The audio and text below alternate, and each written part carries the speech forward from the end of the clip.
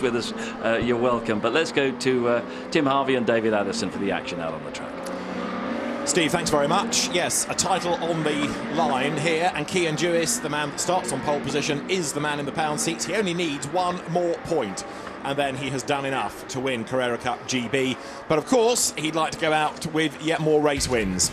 Let's look at the grid for round 15 of Carrera Cup GB, the first of two races today for these cars. Cian Duis on pole position, Gus Burton with him at the front of the grid. Adam Smalley lines up third ahead of Charles Rainford, this year's Pro-Am class champion.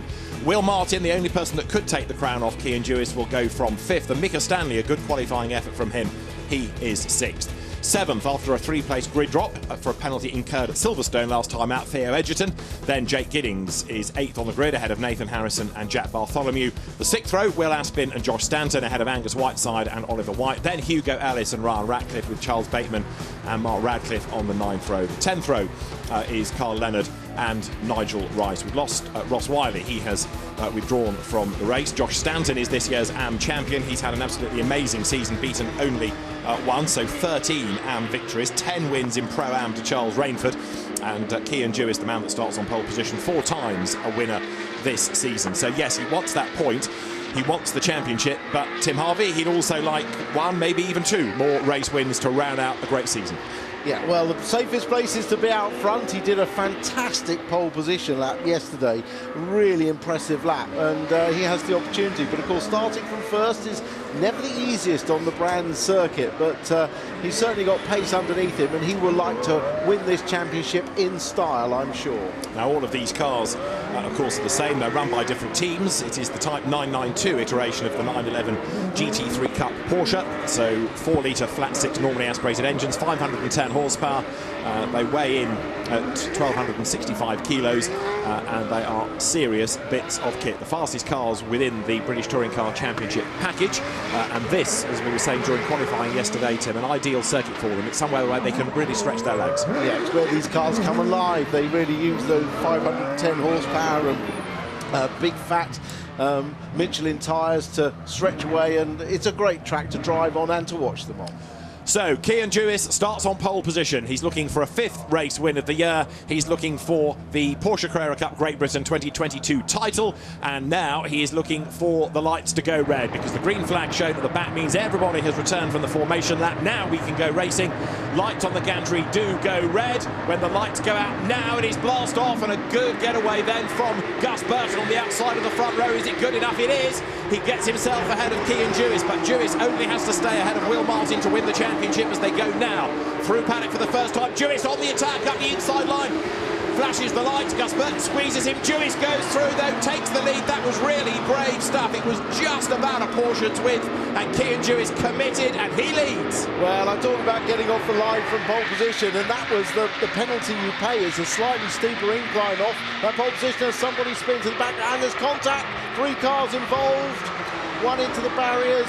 But Cian Duis, a very opportunist move on the exit of paddock to regain the lead. Indeed so. I think we're going to have a safety car here, because we have lost from it Will Aspin, we've lost Hugo Ellis, and there's one more which might be either Ryan Ratcliffe or Jake Giddings as the leader, Cian Duis, comes down towards Hawthorne then. A challenge is being made there, look, by Mika Stanley on the inside of Charles Rainford. They go through together. Big dive on for second place as the safety car is indeed being deployed, and it's all kicking off up at Westfield, because that number 10 car is Will Martin, Cian Duis' championship rival, off through the gravel and back on again. And the spin is Theo Edgerton, is it, who's gone all the way around as well. So this is mayhem on the first lap of the race. 3 cars eliminated at Graham Hill Bend, and the others are trying to throw themselves at the scenery as well. Yeah, it was Theo Edgerton actually taking a lunge down the inside of Will Martin on the way into Westfield. Remember, they are allowed to race until they get to the safety car board. So that move, I believe, was perfectly fair and valid. But we'll look to see what happened on this first incident coming out of Graham Hill. So there is Will Aspin, who gets a bit of a rub from Angus Whiteside, and he gets sideways, and then as he comes across the track, bang, he gets Ryan Ratcliffe, who is collected in turn by Hugo Ellis. Yeah, perfectly described there. That little touch just put Will Aspin wide, and keeping his boots in, he spun the car around a little bit. Another angle here. Watch again from a different angle. Yeah, Angus Whiteside, little lock up on the way in, and all that weight at the back of the 911, and he just couldn't save it. And actually, Hugo Ellis got a whack in the back as well, didn't he? You can see it on that high shot. That propelled him into the traffic, and it was Charles Bateman that got into the back of him. So Bateman's done a radiator, so he also is out of the race. Yeah, and Hugo Ellis is very disgruntled, walking away, looks straight back to the paddock. He doesn't want to chat to anyone. He's got 3 or 4 minutes to compose himself on the walk back to the paddock. So Ryan Ratcliffe, whose family is here to cheer him on, very frustrated as well. And sadly, that takes 4 cars out of the race, all of which were in the Pro-Am category. Yeah. So big disappointment. Ryan Ratcliffe walks away, and it's now Charles Rainford leading the class. OK, so this is the other incident coming into Westfield. The safety car boards aren't out. You can see that at the marshals. And look, Theo Edgerton takes a lunge up the inside of Will Martin. They have a brief contact that puts them both out into the gravel at Westfield. Will Martin gets back on further down, and as they go onto the grass, Theo Edgerton loses control of the Porsche and spins all the way around. So Will Martin came over the line 11th, Theo Edgerton actually in 12th place, so it wasn't quite as bad as it could have been. Now we're under the safety car, as we have been explaining. This would have been a 17-lap race. Now, unlike other categories, unlike touring cars for example, we don't add laps on. The Porsche races are given a long time slot of 30 minutes, so it's the laps or 30 minutes depending on which comes first, and of course therefore this eats into the time. That's Charles Bateman's car, which, having hit Hugo Ellis in the back, would have done the radiator, the fluid comes out, the engine overheats, and that's that. So that's another car that needs retrieving. So the recovery crew are busy, the medical team just making sure that the drivers are okay, especially Ryan Ratcliffe and Hugo Ellis that bore the brunt of the contact. Well, Hugo Ellis was definitely all right. We saw him striding off back to the pits. Ryan Ratcliffe, we know all the drivers are okay, but they have to be just at least cleared by the medical team. But yeah, an ugly start to this first race. I think there was an element for Theo Edgerton in that second manoeuvre on Will Martin. Remember, he got docked 3 places on the grid, and a driver always starts the race a bit angry when you get moved back to 3 places, and he just saw an opportunity, I think, to block out Will Martin there on the inside, and it resulted in some contact. Well, he's just moved himself back a further 5 after that moment. He started 7th, he's now running in 12th place, so it's not going Theo Edgerton's way. The safety car then controls the pace right now. You can see that the battered cars are being retrieved. They do get one more race, of course, to come later on, but there's going to be quite a bit of repair work needed for certainly the cars of Ryan Ratcliffe and Hugo Ellis. I think Ellis's car will also have got radiator damage, having, of course, hit Ratcliffe with the front of the car. So this is how we stand for the championship provisionally right now. Cian Jewis would be champion by quite some margin from Will Martin, who is running at the moment 11th overall, and then Adam Smalley 3rd. Actually, 2nd place in the championship is perhaps the one to watch over the course of the day. Yeah, there was 6 points between Smalley and Will Martin coming into this race, and now with Smalley in 3rd and Will Martin having dropped back to 11th, although he scores points for positions in the pro class, that would narrow that gap as we saw. So an interesting battle going on for 2nd place. And also in the rookies, Theo Edgerton versus Gus Burton. That gap coming down in the title race as well. The rookie award is for those in their first full season in the championship, but it excludes the Porsche Junior, Adam Smalley, who, if you like, got his prize by being, for 2 seasons, the Porsche Junior driver. Adam Smalley had a win right in the first round of the championship. Hasn't had a victory since, but he's always been there or thereabouts. And if he can end the year as the runner-up, then overhauling Will Martin, who's a more experienced Porsche driver, that would be something. That's the man leading the rookie contest then, Theo Edgerton, the reigning Porsche Sprint Challenge GB champion. In other words, the Cayman Series that he was the champion in last year. Big plans for the Cayman Series for next year. And the race leaders have gone through now to put 3 laps in the book. Theo Edgerton for JTR. Nick Tandy's team going now through the right-hand of the paddock. So Cian Jewis now controlling the pace, and he'll be mindful of looking at the incident zone to try and assess when things might be getting back underway, looking at the lights on top of the safety car to see when that might be turning the lights off to come back in. Charles Bateman's car still being retrieved, but Cian Jewis it is then who leads the way, and he's behind the safety car right now. But let's, as the cars go along Cooper Straight, have a look at Cian Jewis off the line at the start of the race. Yeah, got a lot of wheel spin, didn't he? That was too much wheel spin. Look, he's looking in his mirrors. Gus Burton has already swept round the outside of him, but you can hear from the engine revs he just got a bit too much wheel spin, and that slowed him up a fraction off the line. This is where he nips back inside and retakes that lead very cleverly with a good line round paddock. Looks as mirror, thank you very much. No one on my left-hand side. I'm away and out of here, thank you. Look how much awareness the driver has to have checking his mirrors on this first lap, as well as looking at his braking points and his line round the circuit. Onto the Grand Prix loop. Time to just flick a switch or two, check the mirrors, but by that stage, edging away from the opposition, and Cian Jewis controlling the pace as they came down towards Hawthorns. And it was around this time that the call came to deploy the safety car, and so eventually the speed is quelled because the pace has to be reduced under safety car regulations. So Cian Jewis up towards Dingle Dell, then Sheen Curve, and at that point, that's the point you could hear him back out of it as he approached Sheen Curve. So we know the safety car boards weren't out at Westfield when that incident with Edgerton and Martin took place. Now the drivers have the receiver, don't they? The clerk of the course is able to give that instruction to them, as well as the boards and the flags. There you've got the very battered car of Hugo Ellis being retrieved. But even when that is off the circuit, there is still Ryan Ratcliffe's car to remove. So we're going to be another lap or two. There is Ryan Ratcliffe's very crumpled car in the background. So that has got to be retrieved as well. Everybody working as rapidly as they can do here. And of course, part of the clear-up operation is that you've got to lift the cars. You don't want to drag them and risk doing more damage. No, and with broken suspension, you can't really drag them anyway. Yeah. So they do have the lift points. The marshal's just removing the sticker so the lift points can go in. The handles that just screw into the balance point below the roof line that connects to the roll cage at the front. Now you're on board with Cian Jewis, so this is the race leader sitting behind the safety car. In a sense, he doesn't mind because he's outscoring Will Martin. He's just getting to the end and wanting to win the championship. But how difficult, talk us through this, how difficult a situation is it behind the safety car? And what are you thinking? Are you getting bored? Are you getting restless? What goes through your mind? You're completely thinking about tyre temperatures, how your tyres are feeling, how much pressure and temperature you're building in. And they do have onboard monitors to tell them what the pressures are. But you're just keeping a feel for it, keeping those tyres alive so that you're ready to go as soon as the safety car lights go out. And that is exactly what Cian Jewis is doing then at the moment. Gus Burton runs second. Adam Smalley runs in third place. Charles Rainford is fourth. Now that's Will Martin. He is down in 11th place. Now we're talking about positions overall. You score points in your class, by the way. So Will Martin is 8th in class but 11th overall. The Pro-Am leader is 4th overall, that's Charles Rainford, and the leading Am is not Josh Stanton for a change, it is Mark Radcliffe, and second is Nigel Rice, and Josh Stanton, who has been the dominant driver, beaten only once, is actually only 3rd in class. Well, he's got some work to do for a change, and that's what we like to see, so that messy first lap has put him back, but I'm sure he'll have a good race, and that's what we want to see in each class.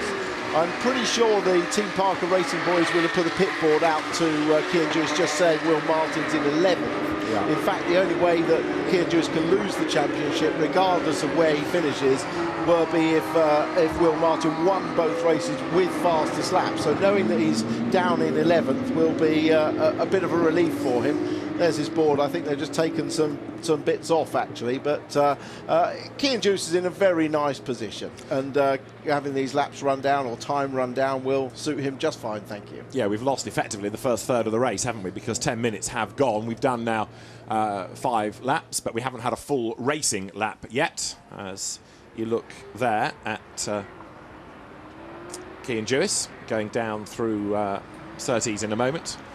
So we've got 12 laps to go, and their L11 will be 11 laps to go, which you'll see next time through.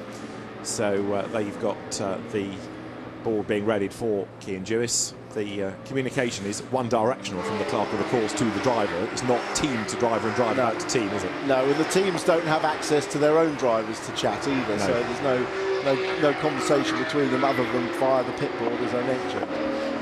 Interesting, the drivers had 3 sets of tyres for qualifying and the 2 races, and I know that Cian Jewis used 2 sets in qualifying, so he may have elected for safety's sake to put a brand new set on for this race to secure that title.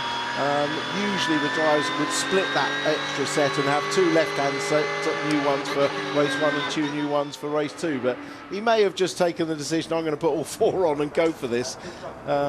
Looks like they haven't got the hooks in on that car yet to lift it. Yeah, indeed.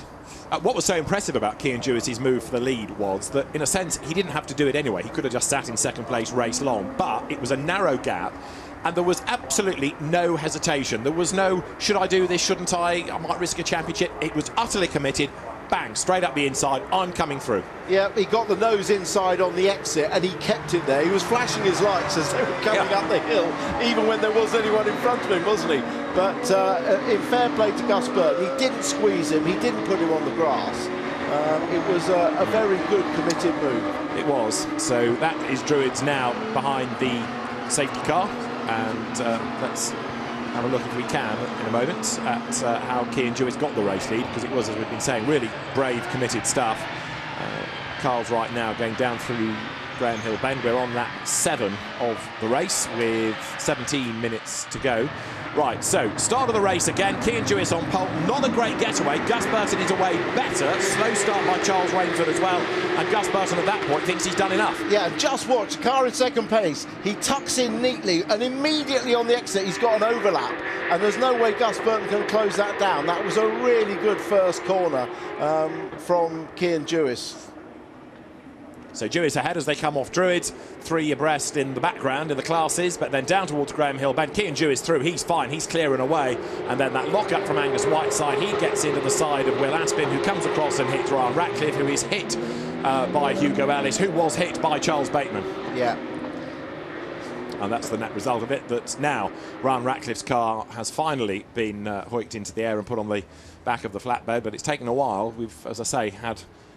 this is lap 7, not a full racing lap yet, and we have had almost half the time allowed. We're down to just 16 minutes. It's been, I know there were 4 cars to retrieve, but it's been a long operation, long clear up. It was just unfortunate all of those cars had suspension damage or necessitated a lift. Otherwise they could have been towed out the way a lot easier. But it looks like we are clear. With a bit of luck, we will resume racing. Safety car is in this lap. Lights are out, look, so we are good to go. Here they come, down towards Clearways, so Gus Burton will try to do to Jewis what Jewis did to Burton on the original start, and that is make a move, but he can't do it because he's not close enough coming out of Clark Curve. Jewis nails the restart, gets away as they come up towards the line. We're racing again. Over the timing line goes Cian Jewis, champion-elect. Gus Burton is 0.348 of a second behind him as they dive into paddock. 3rd is Adam Smalley. 4th, Charles Rainford, leading Pro-Am. 5th is Mika Stanley. 6th is Jake Giddings, on target for another of his better finishes of the season here, ahead of Nathan Harrison and Jack Bartholomew. But now Jewis wants to try and get away and build that lead. That was a good restart. He went at just the right time. In fact, the front 3 went all together. Charles Rainford was a little bit slower, but he's actually catching back up quickly towards the back of Smalley on this first lap. So Jewis then extends the advantage a touch. Charles Rainford is indeed back onto the tail of Adam Smalley. He doesn't need to be because he wants to win his class. He's already the champion, so he's not going for pro class points, but he is going for pride, and an overall podium would be quite something. The best we've had out of Charles Rainford overall has been a 2nd place this year, so we know he can run at the front. Yeah, absolutely, and how, having secured that championship, class championship, he might as well race these guys wheel to wheel. A few races up till now, we've seen him back out of battles to secure the class points, but looks like he can take these guys on square and fair and square. Look at this battle pack. Oliver White then in the midst of all of this. So also is Will Martin. There's Theo Edgerton on the back of it trying to make progress as they come down towards Clearways with 14 minutes of the race, or 10 laps to go. Will Martin tries to squeeze up the inside line there, but right now Angus Whiteside is able to fend him off. So Oliver White has gone through and gained a place on this lap. Edgerton and Martin finding it a little bit tougher to do the same thing. Into paddock they go now. So White, who knows Brands Hatch pretty well from many a mile around here in Formula Ford 1600, he's up to 9th, and off the road there at high speed goes the car of Jack Bartholomew. Goes Will Martin. And so, yeah, Will Martin off the road. Up towards Druid they go, and the red flag is shown instantly to stop the race. So the red flag comes out, and with Will Martin off the road, the race is being stopped, and Cian Jewis then is going to be ahead at the time of the stoppage. We'll await confirmation as to whether that will declare a result, because you'll take the result back a lap for the last full lap completed by everybody to declare a result. So we will confirm in due course whether there is going to be a restart or not. But as we say, Cian Jewis, Gus Burton, Adam Smalley was the order for the top 3. That was unchanged. Oliver White, having just got himself up into that 9th place, may not keep that, of course, as I say, because you would go back, and Will Martin off the road is not going to be in the result, of course, because it's his car that has caused this red flag. So the clerk of the course, with absolutely no hesitation, Colin Oakley, calls for the red flag straight away, and the race is stopped, and the cars are going to be received on the grid by the look of it, but we'll, as I say, confirm in due course what happens for the confirmation either of a restart or a result. But right now, with a curfew to think about here as well as the necessity for other races to be in the timetable, the race officials will make a call as best they can, as quickly as they can. But as you see, the cars are being brought round to the grid, which does give them opportunity to have the cars ready for a restart if there is provision for that. They'll be looking at the regulations as well to see whether or not they can call a result, whether it's full points or half points, what that's going to do. So there's an awful lot going on in race control right now. But as I was saying, fair play to Colin Oakley as the clerk of the course for absolutely no hesitation when he saw that car go off the road. No, that was exactly the right call. Yeah. That was a very frightening accident because the car cleared the barriers, and we know there's a marshal's post close to that. My concern actually wasn't for Will Martin securely in that car. It was more for any marshals at that marshal's post or anyone else there. But hopefully, well, we'll wait for some news at the moment, but before we say any more. But that was my initial concern, because it was a frightening looking accident. So no question the red flag was the right thing to do. So Cian Dewis brings the cars to the grid. Now the officials on the grid talk to the officials in race control. They await confirmation as to whether there is going to be a restart. If there is a restart, it's going to be from that order, and it's going to be the result of part two. So what Cian Dewis had done before kind of goes out of the window. He got beyond pole position, but he's still got a fresh race to do if we get to that point. I agree. If they restart, it will be a fresh race for as long as it is. But at least he's had the benefit of having made one start and knowing what to do next time.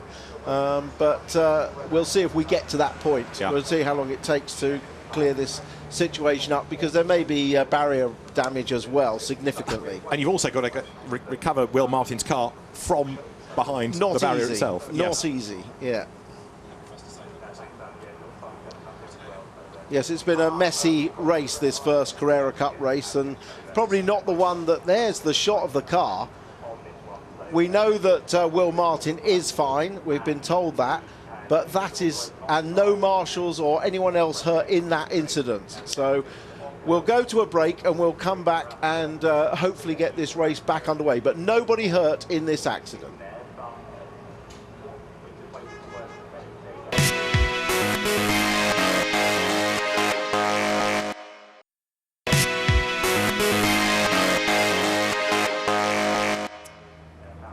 So welcome back to Brands Hatch, where we are still under the red flag in this first Porsche Carrera Cup GB race of the weekend. The reason that we have had the red flag is for an incident at Paddock Hill Bend that involved Will Martin. The good news is that Will is okay, getting out of the car.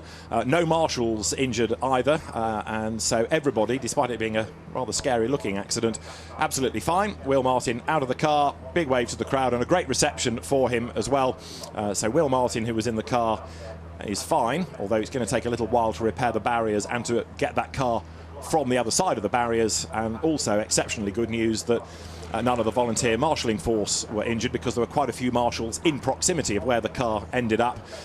They, as you would expect, made their rapid way for cover, but Will Martin is okay. Well, we've said before how strong a racing car is these days. The Porsche 911 GT3 Cup proving its point. Will Martin now goes to the medical centre, as is the matter of course, whether it's a large or a small incident, just for a checkup.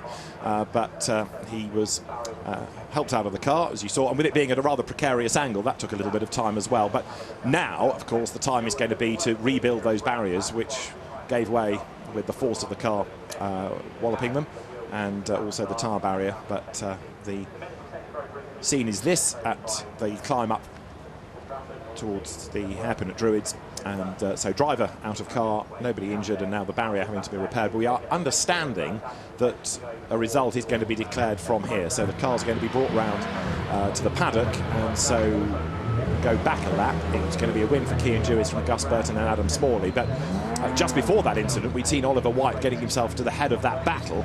He potentially won't keep that place because you will go back a lap, and therefore he will therefore drop back behind Angus Whiteside.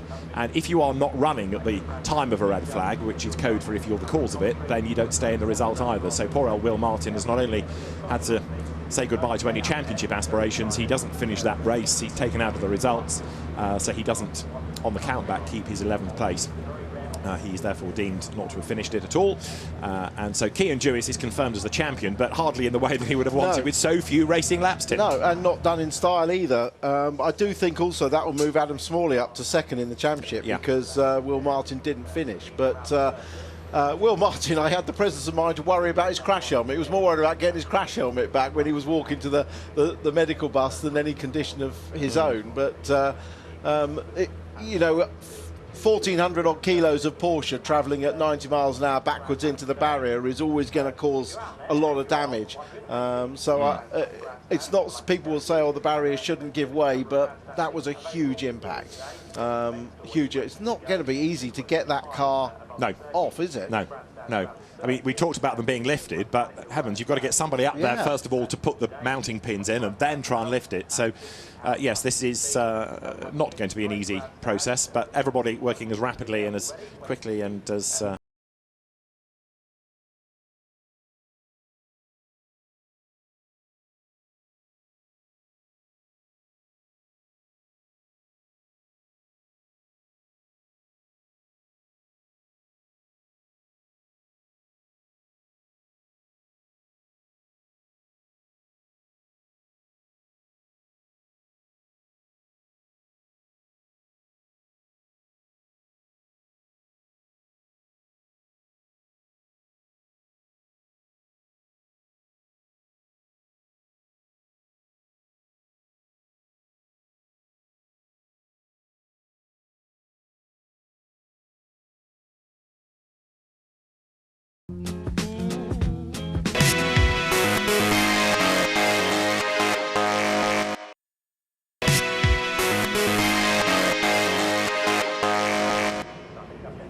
Welcome back to Brands Hatch, where the marshals and the circuit staff are hard at work to sort out the dramas down at Paddock Hill Bend. But we have a champion in Carrera Cup GB for 2022. Cian Jewis then takes the race win. We've had the red flag, the race won't be restarted, and so Cian Jewis steps from the car as champion. He only needed 1 point, and with Will Martin's car here, that was his championship rival, there's absolutely no question now that it is Cian Jewis's title. The marshals, the circuit staff, as I say, are hard at work to try and retrieve the car. How did it get there? Well, it was like this. He comes into Paddock Hill Bend just ahead of Theo Edgerton, starts to slide a little. Edgerton, perhaps Tim Harvey, goes to the inside, and there's just a little bit of contact. Yeah, I think Will Martin just tried to tighten the line up at the exact same moment that Theo Edgerton was looking to get down the inside, and there was that slight contact, and that was enough to turn the car around.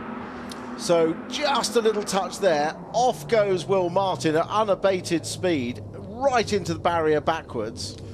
And off he goes, and you can see the marshals run for cover. Nobody injured in that, amazingly. So the car comes to a pretty sudden stop, having gone through the tyres. The barrier gives way, and this is a really interesting angle, this, because Theo Edgerton, you can see, tries to go for that undercut. Will Martin either comes across the road or was tagged across the front of him. Yeah, I think Will saw him in the mirror starting to go for that move, and so tightened his line. It's not Marshall, that's just tyres and a coat, an orange coat moving there, and then out comes one of the marshals from underneath the debris. Nobody hurt at all in that accident, which I'm delighted to say. Quite extraordinary, isn't it, really? And the fact the marshal's first concern was for the driver going straight to the door. So we've got the cars then on the grid, we've got the race red flagged, and a result now declared, which does confirm Cian Jewis as the winner from Gus Burton and Adam Smalley in third place. Charles Rainford fourth, Pro-Am winner, Mika Stanley fifth, and Jake Giddings in sixth. This, Will Martin stepping out of the car and being pretty delicately helped out, understandably, but a big wave to the crowd, and it's a great shame that his championship aspirations come to end in such a way. So Will Martin is okay, marshals are all okay, and this is how it looked. Yeah, there's another full speed with the audio. Horrible thump there, and big impact of that car going straight into it. And so now this is the recovery operation. They're trying to get the car lifted and then be able to clear the barriers and get it back onto the ground. And then only when you've got the car the right side of the barriers can you think about repairing the Armco and putting the tyre stack back in the way. So this is already giving race control all sorts of headaches about what to do with race distances and how to shuffle the timetable, of course. If anything, it's safer in a sense because now all the support race championships are sewn up. So yes. if you need to cut distances, well, OK, it's not affecting the overall championship situation, whereas it would for touring cars, and we'll be coming to that very shortly. But down on the grid, hopefully with our Carrera Cup GB champion, is Louise Goodman. Thank you. But the immediate concern, having now brought that car off the barriers, is to get those barriers repaired as quickly as possible. But yes, we will have race 2 of Carrera Cup GB later on in the afternoon. Key and Jewis can go into that with no pressure now. Race result then at the end of round 15 of Porsche Carrera Cup GB, taken at 7 laps, the last lap completed by everybody before the red flag. A win for Key and Jewis from Gus Burton, Adam Smalley in 3rd place. Charles Rainford 4th, and therefore yet another win in Pro-Am ahead of Mika Stanley and Jake Giddings. 7th goes to Nathan Harrison ahead of Jack Bartholomew. Angus Whiteside gets his 9th place back ahead of Oliver White, who passed him on the lap that never was. In 11th place, it was Theo Edgerton, Mark Radcliffe taking 12th, and with it, the AM class victory. 13th to Nigel Rice, and 14th, only 3rd in class this time out, to the AM champion of the season, Josh Stanton, with Carl Leonard having a frustrating weekend thus far, down in 15th place, and you can see all those cars that retired from separate incidents. Now, what does all that do as far as the championship is concerned? It does confirm that the champion in the pro class is Key and Jewis, and we've got one more race, of course, still to come for him to stretch that margin. Adam Smalley is up into 2nd now, ahead of Will Martin, and he's coming under attack as well from Gus Burton, who's only 4 points behind. Theo Edgerton is 5th, and then Matty Graham, absent, is next. Charles Rainford clear by 40 points. He's already won Pro-Am, and Josh Stanton is 100 points to the good. Therefore, he's the AM champion absolutely convincingly. There's also the Rookie Championship within Carrera Cup GB. That's always a fascinating contest as well, in which Gus Burton is the man at the moment trying to build his advantage. So, next action on track is going to be the first of the Quick Fit British Touring Car Championship races. And to start our build-up to the first of those 3 races, let's rejoin Steve Ryder. Yeah, and obviously there's going to be a bit of a delay to the advertised schedule for the first of those races, but they're making good progress. The car is out of the tree, which is something that I never thought I'd say in a British Touring Car Championship meeting. What an extraordinary accident that was. Wow, that was unreal, wasn't it? Unbelievable. I'm so glad that everyone's okay, like we've said. One thing to mention there, there's actually a catch fencing after the barrier that protects the marshal's hut. So that was an amazing addition to circuit safety that's not been around a long time. So yeah, that stopped it from going into the hut there. But extraordinary, with the engine in the rear of the Porsches and it being reversing so fast, that's what's caused that to go over the barrier, I think. And like Tim said, it's a lot of speed, and we can have a look now on the replay. Just unfortunate, Will Martin gets tagged as he was spinning round. But did you see that as soon as it's the tyres, that's the problem you've got. The energy's taken out of the accident. As you can see, it's a real shame because he hits the curb. That unsettles the car a touch. Then he's trying to get across so he doesn't get a switchback put on him. But watch now, as soon as it's the tyres, and it just clears, but pushes the barrier in and puts the car on top. It's actually against that fence. That's what saved that marshal's hut, and I'm so pleased to see that everyone's okay. It's just it is such a relief compared to the situation we had at Thruxton a month ago, that we're able to talk about a situation like that with no injury implications at all.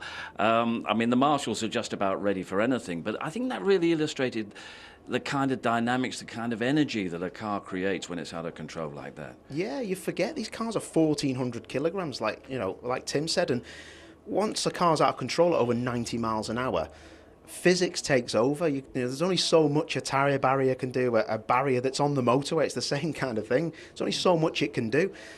So I'm just really happy to see that the energy was taken out quite a lot, and that fence then saved the hut. But like I've said before on this programme, Steve, I've marshalled before, and what you're always taught to do is always look at where the cars are coming from, and even if there's an accident that goes past you, you still keep looking, because that car can't come back and get you. The one that will get you is the one that's coming towards you. So the marshals well trained, and it was just great to see that they were straight out and looking to see how Will was. Unbelievable. They are a different breed. Got a feel for Cian Jewis. He's champion. He just strolled into Parc Fermé here with his hands in his pockets. Not the kind of championship-winning celebrating moment that he imagined. It's not the kind of moment that Dan Camish or Harry King had. And you got a feel for him a bit. Yeah, you could see he didn't look deflated to a point, but it wasn't as as jubilant as it could be. But he's had a great year, hasn't he, Cian? And I remember him coming onto the Toka package, and I was commentating on him in the Junior Championship in Ginetta. So again, Ginetta Junior is doing a great job, and fantastic to see Cian do that, because he's a super quick kid, and he looked happy. But it's nice if you can cross the line and give it the yes, as I can only imagine, obviously, because I'll never be a champion. I'll tell you who it's not helping, the likes of Tom Ingram and Jake Hill and Ash Sutton sitting there in the garage. They want to go racing at 11:30. We might not be too far